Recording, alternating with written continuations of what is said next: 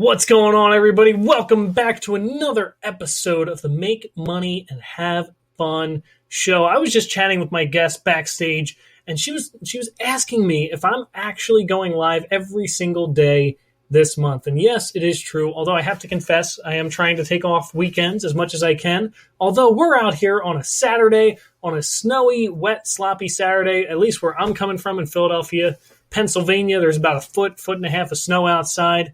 That's probably going to need to get shoveled again in another hour or so. But hopefully where you're tuning in from, it's bright and sunny out there. And look, here's the deal. For those of you that have been with me from the beginning, you'll know that I started this show back in, I think, September of 2020. It was actually my first show that I did. And as soon as I started, I knew that this was the best decision I made in 2020. I was just interviewing my friends once a week. And I said, you know what? I got to grow this show. I got to take it to the next level. So I'm going live every single day this month for the month of February with different authors. I got a book coming out in a few months. I've written 2 books, and I got so many amazing people coming on here talking about what it means to be an author, how to write, how to get your book out there, and how to tell your story. So let's get into it. My motto in life is make money and have fun. I'm on a mission to show everyone how to make money, yeah, and have fun. I'm all about making money and having fun.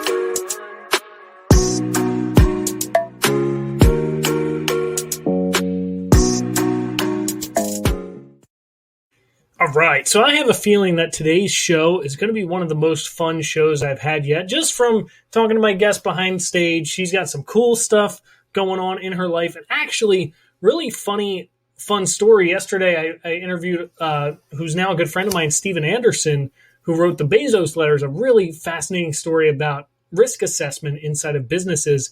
And this guest today, she actually lives, I think she said, less than a mile or so away from him. So please, let's put our hands together for Miss Tonda Barron Solomon. What's up, Tonda? Hi, friend. How are you on this great cold Saturday? I am doing amazing. I'm all bundled up in my basement, nice and warm. I got my audio going. I'm doing my show, and I'm just having a blast. How are you doing, Tonda? I think that's fabulous. You know what, friend? I'm actually in snow, too. I'm in Middle Tennessee. But we had this bizarre, I think it came off what the poor people in Texas have had. And we've got about 4 inches of snow on the ground, which never happens. We've had it for several days. And so we're having fun in ours. I know you have to shovel yours, but we're just taking it as an excuse to stay at home and eat a lot of soup and chili and just relax. So. Yeah, 3 to 4 inches of snow is like the perfect amount when you're from Philadelphia. It's like it's probably anywhere. Yeah, it's not a mess. It's enough to sled in. It's enough to build a snowman. It's enough to have a snowball fight. Do all the fun snow sports that you can do in it. But you can also move it out of the way. Yeah. We had like 6 inches the first time, another 3 inches the next time. Then we just had another snowfall about 2 days ago, another inch or two. And it's like all you can do is move it around. You can't get rid of it. Yeah. And you just keep moving it on top of itself. And now you got a 4-foot anyway. Look at us. Here's what I do know, that by Monday, all of this will be gone because there's rain coming in and it's going to be 50-something on Monday. So it'll be gone. I don't have to live in it all the time like you do. Ours will be here until May. Oh, goodness. I'll be driving down the shore and I'll see a mound of snow. Craziness. Oh, it's what we get used to, right? Exactly. And making the best of it. That's what you're doing. You're in your basement making the best of it. I think you're having a fun time. The cool thing about snow, if there is any cool thing about it, is that if you're cold, just put on more clothes. Exactly. That's true. That's my landlord coming out there. That's what I tell my tenants. When they call me up and say it's cold in here, I say, okay, put on more clothes. Oh, I don't think I could live where it was that cold all the time. So I don't like being cold. I can handle the heat, but I don't like the cold. Maybe I should move to Florida. So I'll move there with you. I mean, I love the heat. I love the sun. I love being, out in the sun. Yeah. I'm a beach guy. I'm a nature guy. The cold, man. I like the water, but not when it's frozen. So. That's actually a good point. I like that. That's a good point. Yeah. What's going on? We got Emilio tuning in with us. Thanks for being here, Emilio. He said blessings to Fred and Tonda. Let it snow. He wants an excuse to drive his Jeep. All right. Yeah. So Tonda, let's talk to our friends here. Tell us, who are you? What do you do? Tell us your story, Tonda. Okay. We want to know. Well, Fred, goodness gracious, first and foremost, for most of my life, I have been a wife and mom. I've been married for 36 years, 36 years. And I have 4 grown sons and 2 little grands. And that's kind of what I've spent a lot of my life doing. I went to college, wanted to be Katie Couric at the time. I wanted to be on, that welcome everybody to the morning. Good morning, America.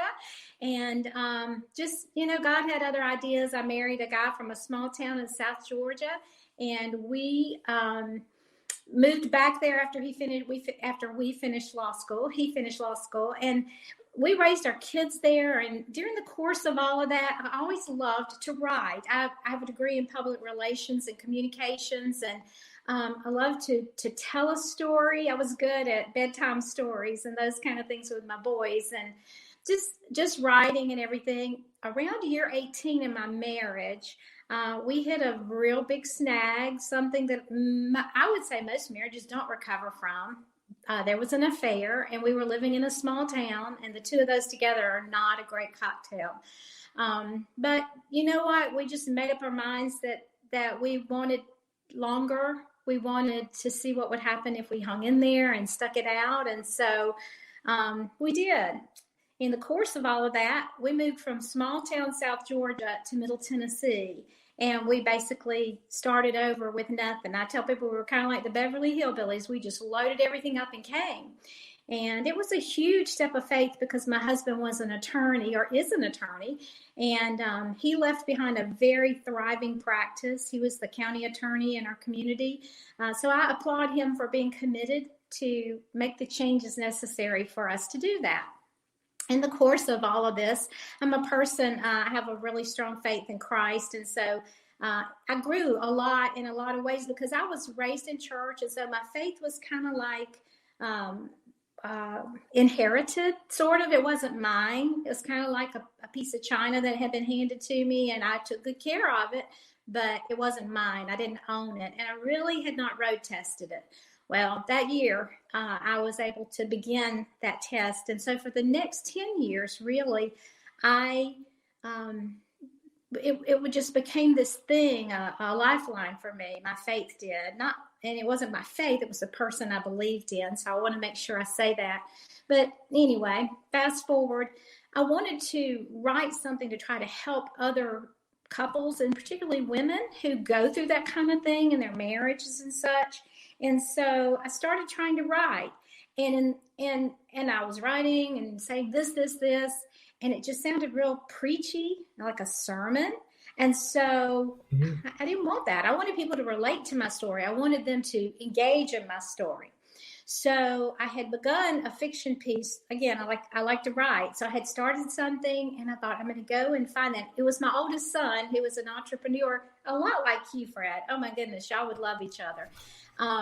He was the one that said to me, he said, Mom, you used to tell us the best stories. Why don't you take your story that you're trying to communicate and put it into a fiction story? And I just thought it was genius. And so I did. I picked it up and I began writing, and it just flowed from me. Well, you know what, Fred, and I'm going to show you. This is my book, Surviving Love. And it is a fiction story. This is not even my story. It's a story about marriage and infidelity and the choices that we have, but it is not my story. But I am the girl in the story. I think it's been said that any kind of fiction that people write, there's a little piece of the author in everything. I think even Stephen King, when he writes there's that little bit of twisted stuff. It's in all of us that we have a part of ourselves in all of our writing. And so that's what I did. I wrote this, and I've got 2 more that I want to write to tag onto it. And I'm going to say this, that people who've read my story, they tell you don't read the reviews. If you're an actor, whatever, don't read the reviews. Well, a lot of people have commented and said, it reads like a Hallmark story. I don't like the way it ends. Why does it always end with the infidel allowed to come home and all this stuff? And I think, you know what? You got to be true to your story. You got to tell your story the way you know it to be. And nobody can tell you who you should be in your story. You have to own who you are. That's just true in life. I get to get up, just like you said, you get up every morning and think, how can I make the world better today? I get to get up every morning and say, did I write what was me? Did I write what was true to me? And absolutely I did. And if you don't like it, that's okay, because that's who I am. Yes, I love that. I read a book when I was writing my first book, so I'll show it here. So I wrote my first book when I was about 21 years old. Actually, I was 21 years old. And this was my first book that I ever wrote. And at the time, I was reading books on how to write, how to be a better writer, and all that kind of stuff. And one of the books that I read, it had a line in there that said, you only ever write for one person, and that's yourself. Yeah. And when I read that, it kind of allowed me to shed all of the judgment that I had around writing and to just write my authentic story, like you talked about. I blogged for about 4 years, and I actually stuck all my blog posts into my second book, which is this one right here. Oh, okay. And I started to write about writing as just a fun way to kind of take the thoughts out of my head and put them onto a page. Yeah. And one of the things I wrote about it is I actually wrote 2 articles back to back. The first one is why you should become a writer. And the second one was why you should never become a writer. Well, I need to read both of those. Right? Exactly. That was the whole idea. I said, how can I get people to read more of my posts instead of just the one with a good title? I said, why don't I just give them polarizing titles and then they get to read both of them? Yeah. And the idea was that writing these blog posts, and I did a series for a while where I was writing every single day. And I said, one of the difficulties is you're so authentic. I'm just coming out here and I'm being completely raw with people. Like, here's the crap that's going wrong. Here's the stuff that's going right. And I'm laying it all on the table for you. Here it is. Right. And it helps you develop, I think, that thick skin and that tough sense of who you are. I actually like reading the comments on Facebook and on YouTube and, the reviews for the show and all that kind of stuff, because it helps me, I think, develop my mindset further. When it's like you want to grab somebody and be like, why would you like yesterday, Steve Anderson was laughing about some of the 1-star reviews that he got. He got a 1-star review because someone ordered a package from Amazon that came late. And he's like, what does that have to do with my book? Nothing to do with the book. No, absolutely. Exactly. And when you develop that thick skin and that mindset, I think that it just allows you to do the things that you want to do. So I love that story. That's super amazing. I think, and it's so funny as a writer, there's always been this, for years. I mean, I have spent a lot of time trying to develop my craft, trying to be better so that when I do have time to write, which I don't have a ton of time to do that, but when I do have time to write, that I am my best and prepared and equipped, just like an athlete would, so that when their moment comes, they're prepared and they're ready. So I did all this research and work, and, Anne Lamott, reading her and different people, and they're like, if you're really a writer, you can't help but write. Well, I mean, I just don't agree with that. I mean, yes, it's in you. I mean, oh my gosh, if I had written all the great stories that have come into my mind, I would surely be a best-selling novelist by now. I can guarantee it. But, as a person who cares about other people, I mean, there's a lot of people who depend on me in my life. That's just who I am and where I am in my life. So yes, it's in me. And I think that we read all these things telling us what we should be and who we should be. And we just got to figure it out for ourselves. And we got to make our lives work for ourselves. That's like that waking up every morning and saying, how can I make the world better? Well, today my way to make the world better might be to make my grandkids breakfast and make sure they get their homework done. But tomorrow my way to make the world better might be to get out and go sign books on the sidewalk, which I've loved doing. This is my favorite thing to do, is book signings, because Fred, I'll have so many people come by and they'll pick up my book and they'll read, infidelity, blah, blah, blah, but then there'll be that one person who needs my story, and it just makes my day. And there's always one. And if that one person comes along, it's worth it. Absolutely. I totally get that. I get, especially in my field, I get a lot of haters and a lot of raving fans. Yeah. It's always one or the other. You never really get like the lukewarm person with what I'm doing. And it's the raving fans that keep me moving along. They keep me motivated. They keep me inspired, and they make me do what I want to do. Well, Fred, we live in a society that says of people who have, not dissing anybody. I agree with platforms 1,000%. But we establish a platform and we're an authority on this, and this is what you got to do. And I think it begins to marginalize a lot of people. I think the important thing to do, and what I love about what you're doing is to inspire people and motivate them to become who they should be. I don't need to be you, and you don't need to be me. There doesn't need to be another Tonda in the world, I can assure you. But if I can encourage somebody else to figure out what their calling is and what their passion is, or help them survive another day. Sometimes it's just about helping somebody get through the day. That's the important thing. Exactly. Yeah. So, Tonda, I gotta ask: Do you consider yourself or call yourself a writer today? Like, would you say that that's your title? It's taken me a long time to say that, but I do, Fred. I do. Crazy thing, but the other night it was like 10 degrees outside and our doorbell rang, and of course our neighborhood has a what do you call it, solicitation policy, whatever. So I went to the door, and of course it was two sweet young girls with AT&T there to solicit something, blah blah blah. We got into a great conversation, and all of a sudden one of the girls says, "What do you do?" And I said, "I'm a writer." And I thought, because immediately when you say that, somebody's going to say, "What have you written? Are you a bestseller? Have you da-da-da?" And, you feel like you got to justify yourself. But I'm here to tell you, I am a writer, and I think I'm a great writer. Do I have the time to devote to my craft like I'd like to? No, but it takes one book to change everything, and I'm working on it. So I am a writer, yes. Exactly. I mean, the funny thing for me was I wrote my first book at 21 years old for two reasons. The first reason was I wanted to prove to myself that I could do it. Mm-hmm. But the second reason was I felt like I had something to say. Yeah. And that, I think, is the biggest and most important part with it. So let's kind of jump back a little bit then. Since you call yourself a writer today, did you ever think that was going to be your title? Oh, golly, no, I didn't. That's usually the way it goes. Well, it's because, and I think it's because it took me 10 years to get this done, because I was busy doing all those other things. And, this is a great time of year, by the way. If you wish you could be in the sun, or if you're getting ready to go on spring break, this is a great book to take and read. And I think that you'll be encouraged. And honestly, my favorite thing is for somebody to engage me in this topic, because I have lived it and I know my truth.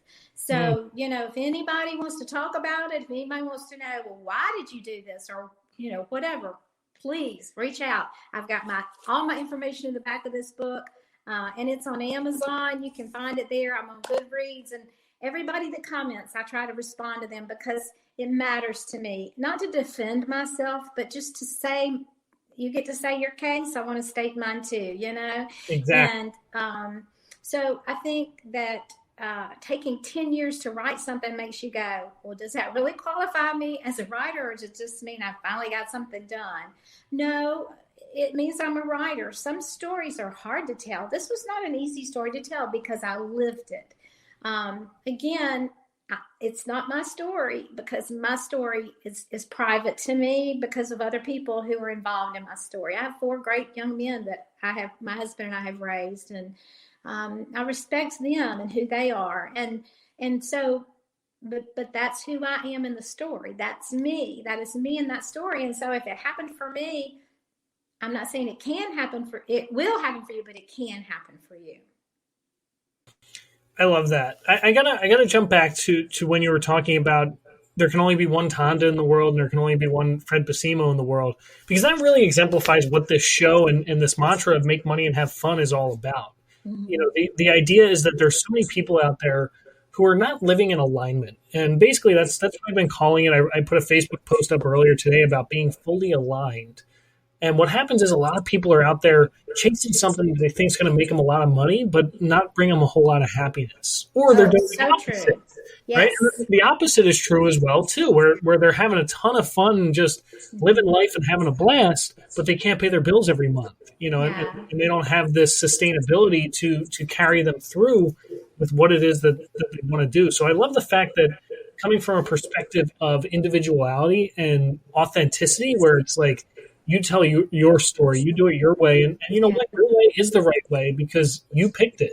That's right. That's what Make Money and Have Fun is really all about, right? A lot of Yeah. people think that it's financial literacy. They think that it's investing. They think that it's all that kind of stuff, which is in there. Yeah. But really, it's about learning how to live fully aligned Yeah. and just living in alignment in that sense. And I was reading an article yesterday about, I can't remember who the actor, it was an actor, and he said that he gets up, goes to work and he loves what he does, and he's always loved what he does. And he said that, he felt so sorry for people who said, I've got this, this, and this, but they dread going to work every day, and I think there's a lot to be said for our attitude in what we do. I mean, I've got one sweet son who he just wants to save the world, meaning he wants to do good for everybody. He'd probably love to enroll in the Peace Corps and do that for the rest of his life. But he knows that he's got some bills to pay and that kind of thing. And so, I'm hoping and I'm praying that he can find that balance to volunteer and make people's lives better, but pay his bills, because what he does is very much needed. But it's not a lot of fun. I mean, yeah, but it's something he's got to do. And for us to, I like that alignment, going to the chiropractor, everything's better when I'm aligned. Exactly. I always actually use the chiropractor as an example. People go to the chiropractor to get their body aligned. Yeah. But we walk around without our finances and our fulfillment aligned. And when we can create that alignment, that's when we achieve success. And like you said, it could be something as simple as, being part of the Peace Corps. It doesn't, I'm not saying that everybody has to make $100,000 a month, Yes. To make money. And I'm also not saying that, you need to ride roller coasters all day to have fun. It looks different for everybody. I mean, people, you could be happy making $25,000 a year, and you could pay your bills on time. You could, live fruitfully and prosperously in that space, which is fine. It's that, that's fine for you. If that's where you want to be, that's fine. Right. And that's the whole idea behind it, is that it's all about creating that alignment with everything that we do. But enough about me. We got to get back to this. No, it's good. It's good. Can I share an analogy with you that I love? Yes, please do. Because, all right, so I'm a very serious person. I really am. And things are heavy to me and all that kind of stuff. I mean, I am married to a man who laughs all the time. In fact, he laughs when I get hurt, and it really irritates me. But I've learned to use that, and we laugh at each other. So it's good. It's good. We need that balance in our lives. We need people who take things seriously, and we need people who laugh at situations. But I heard this little story a long time ago, and I cannot give credit. I don't know where it came from. But the story about a woman who woke up one morning and she had 3 strands of hair left on her head. And so she got up that morning and she said, I think I'll braid my hair today. And so she did.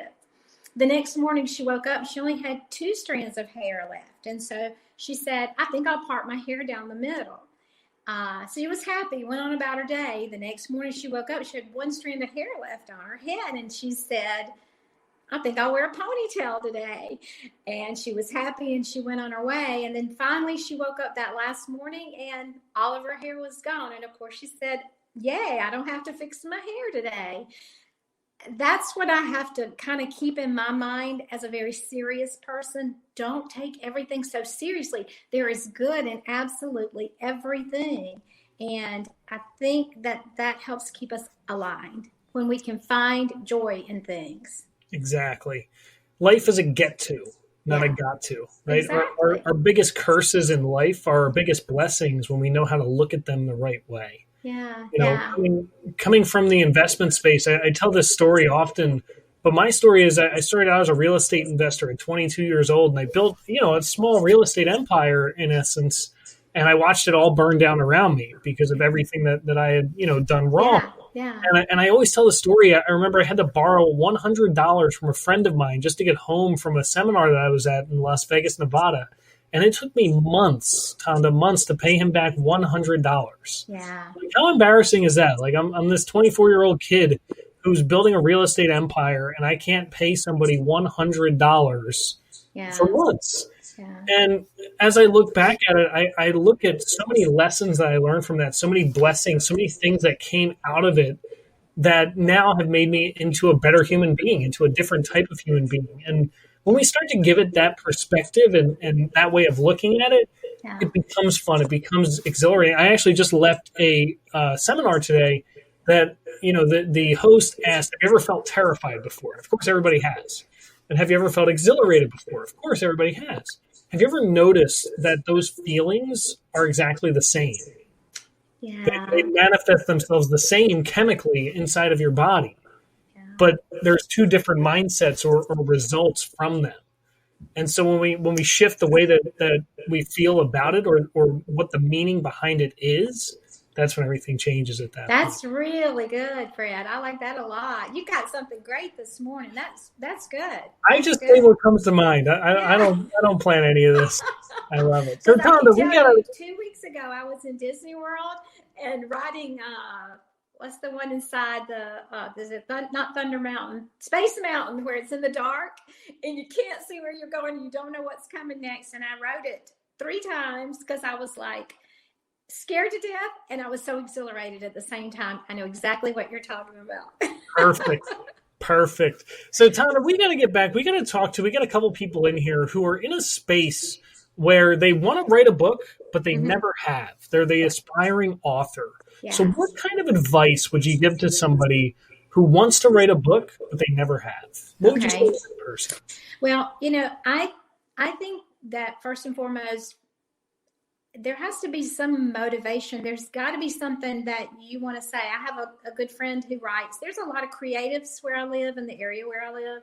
And so it's a blessing because we learn from each other. And one time she told me that she put a little Post-it note on her computer that says, what I'm really trying to say is, what are you really trying to say? And what do you really feel like you have to say? I think that's uber important to know, what have you got to tell? For me, it was that I had to tell what I learned about myself and about just marriage in general when I went through my own crisis.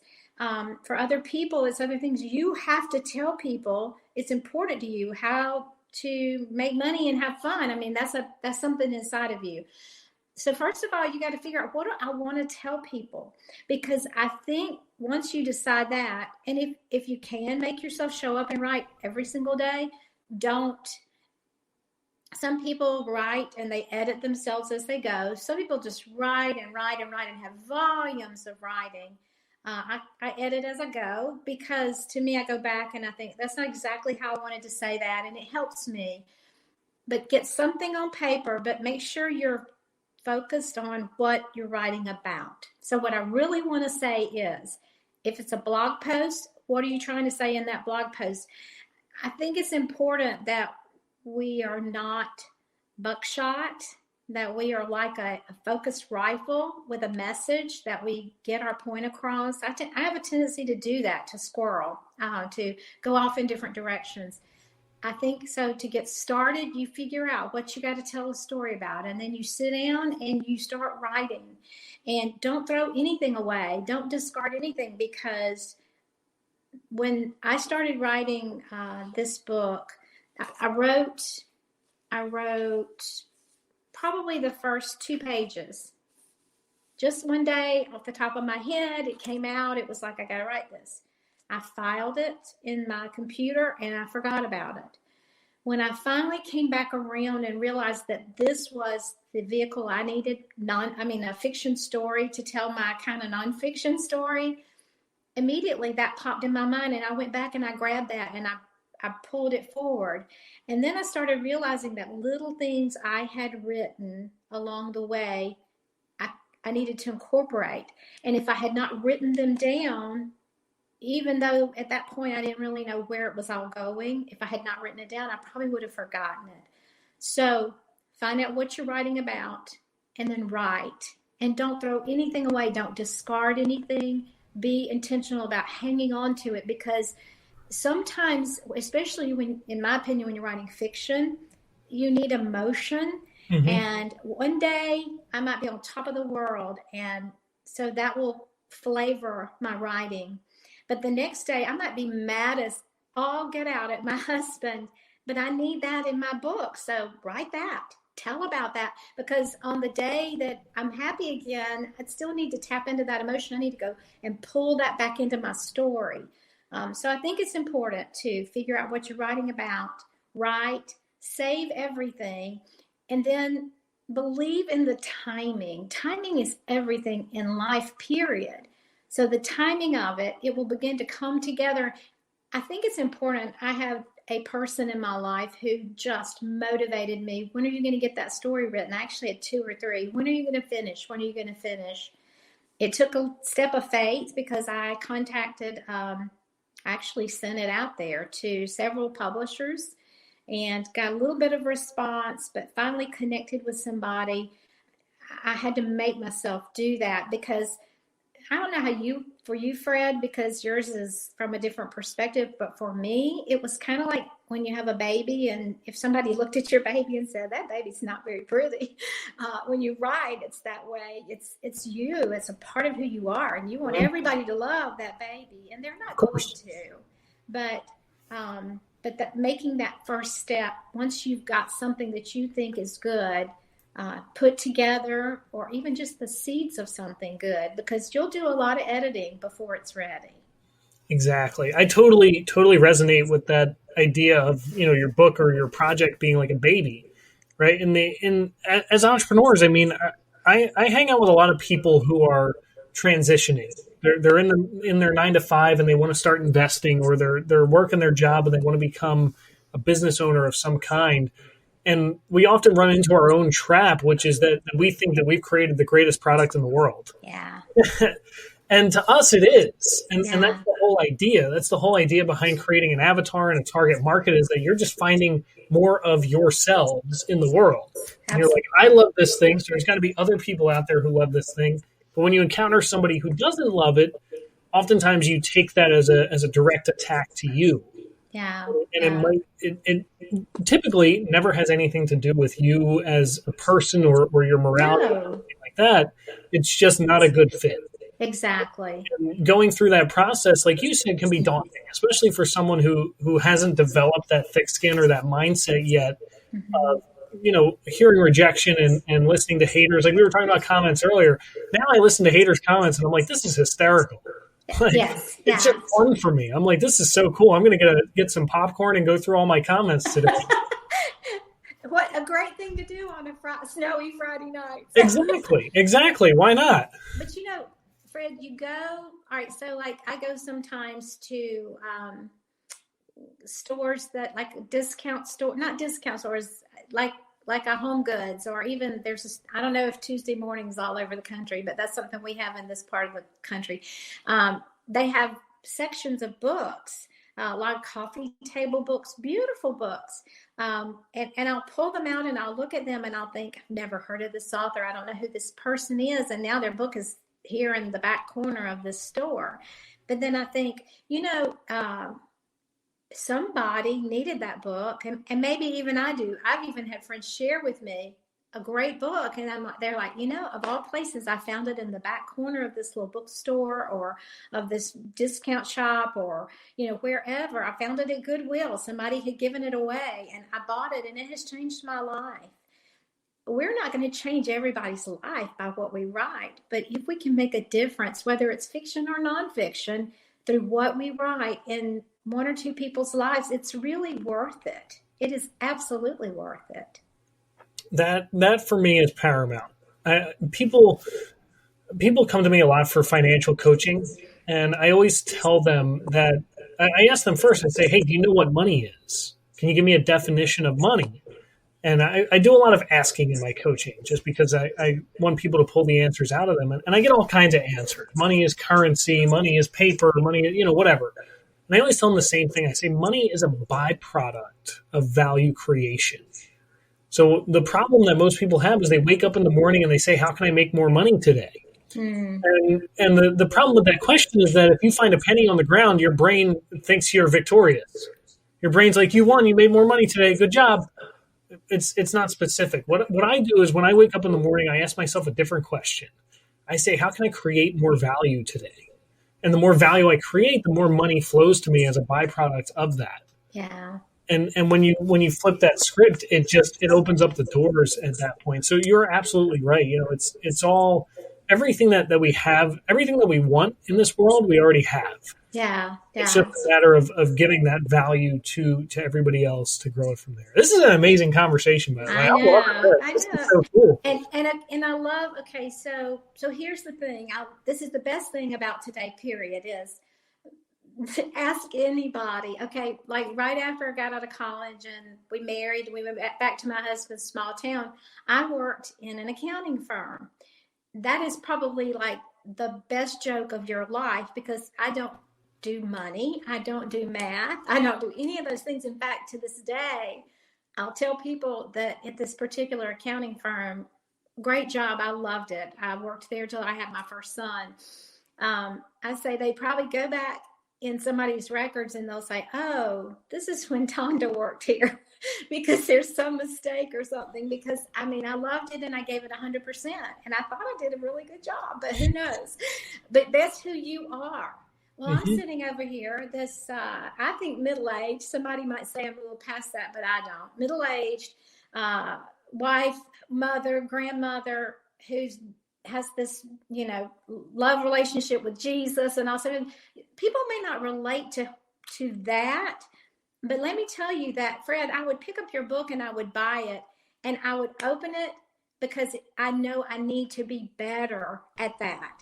And so I would read it going, I wouldn't read the whole book. I probably wouldn't. I would pick and choose. I would open, but if something grabbed me, I'd go, okay, I'm getting this. Okay. Again, I mean, I have volumes of books. I have stacks of books. I love books just in general. And so, I'll have a book and I'll pick it up and I'll thumb through it till I see where I highlighted something or I made a note in the margin, because that one little tidbit made me better. And again, that's what motivates you to write. You're going, I may write volumes and volumes. Being a wordy person as I am, I think I say so much. And then somebody will come back years later and go, you said this one thing that resonated with me. Yay. Exactly. I was successful. You were successful. Mm-hmm. I do a lot of public speaking. I'll give 45-minute keynotes. And I always tell people, like, if you take one thing from this that changes your life, good. That's all I want. I mean, if a lot of the times I'm just regurgitating the same message 5 or 6 different ways. Yeah. Because I know that people hear differently, people interpret differently, and people need different languaging to understand something. And so if one person picks it up and it changes their life for the better, that was it for me. The coolest thing, I got to say, the coolest thing about this show is that all month I've hardly talked about books at all. It's so cool because it goes so far beyond the book. Yeah. Being a writer is much more than just putting words on a page and finding a publisher to publish you, right? Or publishing it yourself. It's about, some kind of change that you want to make for yourself, which typically is transmuting over to a group of people at that point, which is so cool. I'm not a big fan of exercise. I like how I feel when I exercise, and I like how I look when I exercise, but I'm not a fan of it. But I read something this year that I'm still working on it, but it made a difference. They said you don't say I've got to exercise. You said this a while ago. It's not I've got to, it's I get to. It's not even that I get to exercise. My mindset has to become I want to. And so I think those are really 3 categories. I've got to, I get to, I want to. When you get to the want to, and that's what I think writing, when you say I've got to write, I've got to write. Well, that's like almost like a drug. And I don't mean that, it's like I gotta. Right. When you say I just want to, it's like I want to spend time with you. I want to go for a walk. All those things, when you become, it's a want to, there's a comfort in that. There's no urgency to it. It's just this, man, if I can get time to do this, that's the best part of my day. Exactly. And so I think that's a beautiful gift when you can go from got to get to want to. I also think that there's the other side to that, or the way that I look at it is I want to share this message with the world, and the world needs to hear what I have to say. Yeah. So it's a want and a need. You want to fulfill somebody else's need. Yeah. Yeah. Man, this has been such a cool conversation. Okay, so I have a question for you. Whoa. I'm sitting here thinking about how many books have you written, Fred? I've written technically 3, although the third one hasn't been published yet. And may I ask how old you are? I'm 26 years old, 26 believe it or not. You're the same age as my baby boys. Oh, there you go. But surely I'm not old enough to be your mother. I think of course not. I am. You're not a day over 25. It's okay. It's all good. I've lived a long life and I've learned a lot and I've got a long way to go. So, 3 books, and I think that's very commendable and very applaudable. Thank you. But there's many more inside of you. Obviously, you've got a lot to say, and I think that that person out there right now who's going, I want to write a book. I want to write a book, but I'm wiping runny noses. I'm going to speak from that perspective. That's what I know about. I'm wiping runny noses. I'm running kids to football practice or dance rehearsal or whatever. What's for dinner? I've got to cook something for the bake sale. I've got to prepare to teach this lesson, whatever. You've got all these things going on. Your life's not over. Don't give up on writing that book because, when all the junk went down in my life in 2003, there was a lot that happened in 2003 and 2004 in my life, not just infidelity. There was a car accident that took my sister-in-law and a medical error in the hospital that took my nephew, and I lost my father, who was the dearest man in my life up until that point. Just so many things went on in that time in my life. And then I was still raising 4 children and had other responsibilities. I was a kind of a part-time worship leader at my church and those sort of things. I had a lot going on. And if I had said, I'm never going to do this and just given up, that would have been it. But I did have a blog. And I don't know that anybody read it, but I showed up every time I had an inspiration and I wrote in that blog because it might have made, and sometimes I go back and read and I think that makes no sense whatsoever. And then I think it's okay. They didn't read it, but you learned from it. Just know that you don't look at today and say, this is all there is, because I'm not, you do my math, Fred. How old was I in 2004? 42? That was 16 years ago. And it took me that long to get my book out. My book actually came out the week that they shut down the world. Oh, wow. My book released March the 10th. I had a book launch party on March the 12th, and on March the 13th, I found out that people at my party had been exposed to COVID, and it shut everything down. I had book signings lined up all over Georgia, Alabama, Florida, Tennessee, which is obviously my neck of the woods. Right. I had the potential to go to California and do something. I had just lots of things lined up to do, and they all just shut down. The doors closed, and all of a sudden I shifted, crazily enough, back into that mode of all of my people in my life were essential. So I was homeschooling my grandchildren. I never thought I would be found there again. So, just 2 weeks ago, I was lamenting to my husband, why did I write this book? Because, I've done nothing with it. Well, again, I'm preaching to myself this morning because this time last year, I was ready to go. Finally, it was my moment. I have raised children. I have done all this stuff. And now I'm going to go out and make a difference with my book. And then, everything shut down. So here I am today going, you know what? This exactly the same time this year as it was last year. The only thing that's different is 1 year has passed. So why can't you just jump on again, start lining up these book signings, get these things together, get them going. It's different. You may have to wear a mask. You may have to social distance, but figure out how to make it happen if it's that important to you. And do I want to do it? Yes, I want to do it. So. Exactly. Every decision that we make just comes down to order of importance. That's all it ever is. It's very true. People like to use the excuse a lot that they don't have the time. Yeah. And I always like to joke that I say, oh, well, my day was 24 hours. How long was yours? Okay, so Fred, I'm going to put a disclaimer on that, okay, for just a minute. You're going to talk about kids, aren't you? Let's talk about it, okay? because I feel like there are people in this world who, you're right, we're all given the exact same amount of time. But some of us, how do I want to say this? It's like we make our time fit for us. And then others of us have people dictate how our time, a lot of it is spent. Now, Okay. Again, I'm not discounting what you're saying, but like as my role, No, I get it. You know, I may say, I'm going to sit down and write. In fact, it's so funny. It's even laughable. Last year, not 2000, but the last year we were functioning happily.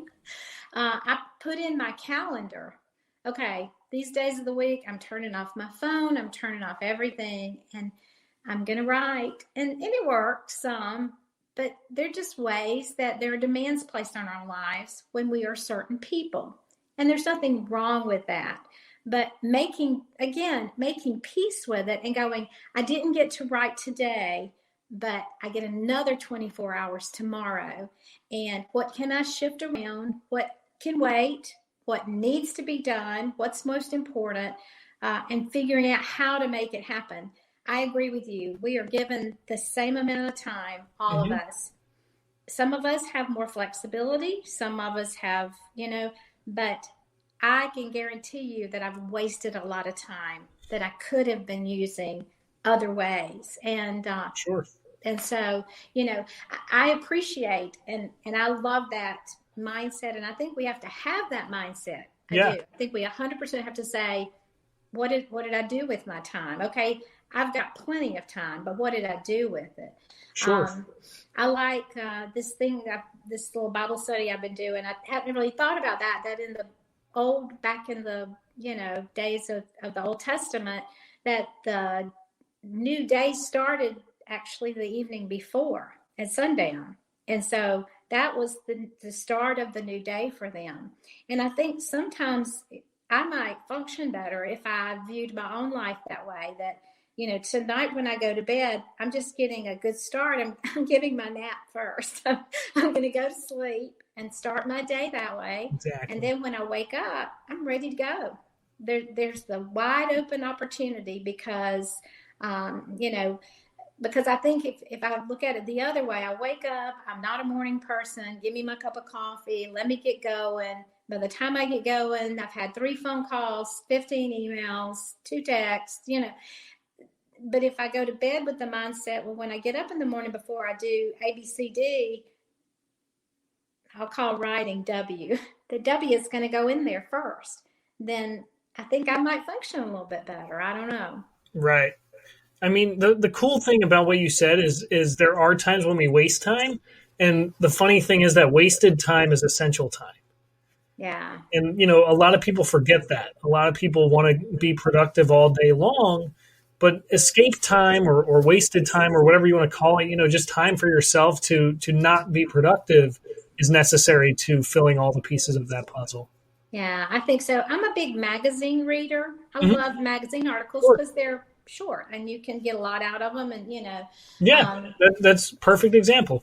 And so, if I can find time when, again, I'm home, I work from home, I write. So I work from home. And so when I take a lunch, a lot of times I'll not sit down. So I try to make myself sit down and read a magazine article. One of my favorite magazines is Success Magazine. I love getting it because there's always something in there that motivates me. It lights a fire under me, and that's what it's supposed to do, right? Sure. And so I've tried to target areas in my life. I think probably anybody who saw that magazine arrive at my house would think that was coming from my husband, But no, I get it from me because somebody left a copy on an airplane. I picked it up and read an article out of it, and I was like, wow, I want to read more of this. And so that works for me to do that and to be motivated that way. So that might seem like wasted time, but it's really not. It's making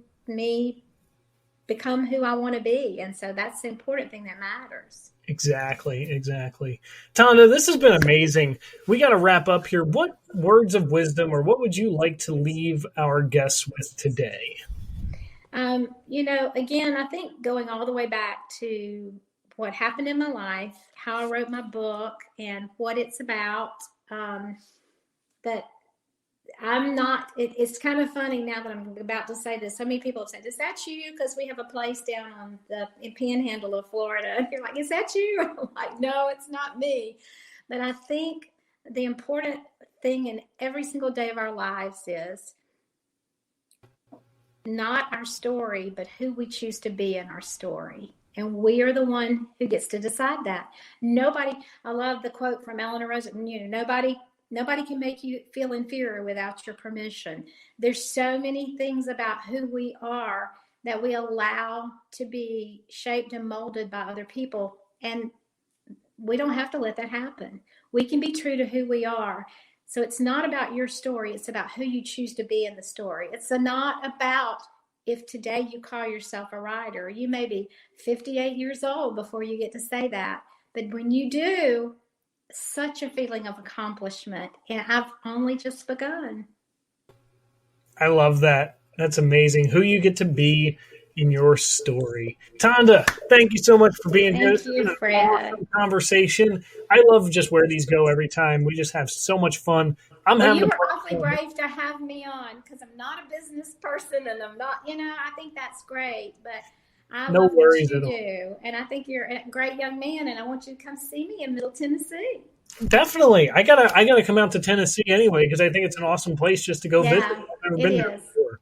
So I'm ready. You, me, and Steve, we're gonna hit the town. Hey, Steve and my husband are great cooks, and we always talk about getting together and letting them cook. So you can just come and we'll feed you. How about that? Perfect. That's the best payment that I could ever receive.